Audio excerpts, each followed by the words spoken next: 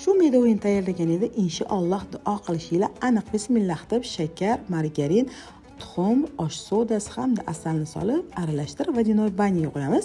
Margarin eriganidan so'ng gazdan olib, un hamda vanilin solib xamir qoramiz. Xamirimizni 3 soatga xolodilnikka yuboramiz. Tingan xamirimizni har birini alohida yoyib, qolipda kesib pishirib olamiz. Krem uchun qaymoq, quyultirilgan sutni aralashtirib 15 daqiqa morozilkaga qo'yib, xona haroratida turgan tvorojniy sirni solib quyulgunicha ko'pirtirib olamiz. Tayyor krem bilan ko'rishlarimizda videoda ko'rsatilgan tartibda yig'ib, orasiga qulupnayli konfet soldi. Buni ham video davomida ko'rsatib o'taman. Ko'rishlarimizga kremlarni surib, konfetlarni solib, bir kunga muzlatgichga yuboramiz. Qulupnayli konfet uchun qulupnayni blender qilib, ustiga shakar, kraxmal, ozgina limon suvini solib, gazga qo'yamiz, aralashtirib turamiz. Shunaqa bo'tqaga o'xshaganida gazdan olib, qulupnay donachalarini solib, aralashtirib ishlatamiz. Sizlar bilan xo'siyatchamiz bo'ldi. Duo qilishni unutmanglar.